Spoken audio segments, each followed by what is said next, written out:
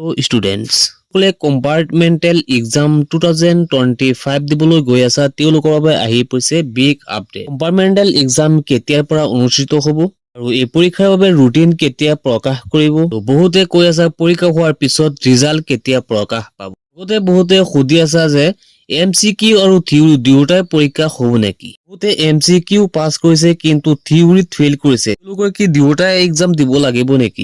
MCQ আৰু theory দুয়োটাই সেপাৰেটলি পাছ কৰিব লাগিব নেকি? আজি এইটো ভিডিঅ'ত আমি সবিশেষ জনাবলৈ গৈ আছো। আগতে তোমালোকে যদি আমাৰ এই চেনেলটোত নতুনকৈ আহিছা তেনেহলে আমাৰ এই চেনেলটো সাবস্ক্ৰাইব কৰি ৰাখিবা। এনেকুৱা সদায় ইনফৰমেটিভ ভিডিঅ'বোৰ সদায় পাই থাকিবা। তো ছাত্ৰ-ছাত্ৰীসকল তোমালোকে জানিব বিচাৰিছিলা যে তোমালোকৰ কম্পাৰ্টমেণ্টেল পৰীক্ষাটো কেতিয়াৰ পৰা অনুষ্ঠিত হ'ব। তোমালোকৰ কম্পাৰ্টমেণ্টেল পৰীক্ষাটো 15 পৰা 25 মেৰ ভিতৰত অনুষ্ঠিত হোৱাৰ সম্ভাৱনা আছে। তো তোমালোকে জানা যে তোমালোকক কম্পাৰ্টমেণ্টেল এক্সামৰ বাবে চৰকাৰে বেছি দিন সময় দিব নোৱাৰে কাৰণ এই পৰীক্ষাটোত পাছ হোৱাৰ পিছত তোমালোকে আকৌ সেম ইয়াৰত এডমিশন ল'ব লাগিব। লগতে তোমালোকে ভাবি আছা কম্পাৰ্টমেণ্টেল পৰীক্ষাৰ ৰুটিনটো কেতিয়া প্ৰকাশ পাব। তোমালোকৰ কম্পাৰ্টমেণ্টেল পৰীক্ষাৰ ৰুটিনটো এপ্ৰিলৰ লাষ্ট উইক নাইবা মে মাহৰ ফাৰ্ষ্ট উইকত প্ৰকাশ হোৱাৰ সম্ভাৱনা আছে। যেহেতু তোমালোকৰ কম্পাৰ্টমেণ্টেল এক্সামটো সোনকালে হ'ব সেইবাবে তোমালোকৰ ৰুটিনটো সোনকালে প্ৰকাশ কৰি দিব। সেইবাবে তোমালোকৰ ৰুটিনটো সোনকালে দি দিয়াৰ সম্ভাৱনা আছে। প্ৰশ্ন তোমালোকৰ কম্পাৰ্টমেণ্টেল এক্সামৰ ৰিজাল্টটো কেতিয়া দিব।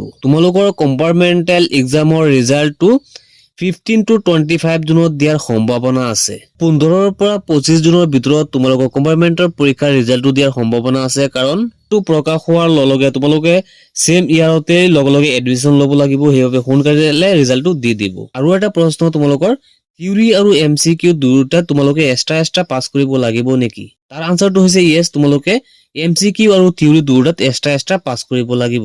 তোমালোক কোনোবাই মেট্ৰিকত MCQত পাছ কৰিছা কিন্তু থিওৰিত ফেইল কৰিছা সেই দুজনে যদি আকৌ তোমালোকে কম্পাৰ্টমেণ্টেল পৰীক্ষাটো দিবলৈ যোৱা তেনেহলে তোমালোকে MCQ আৰু থিওৰিত এক্সট্ৰা পৰীক্ষা দিব লাগিব।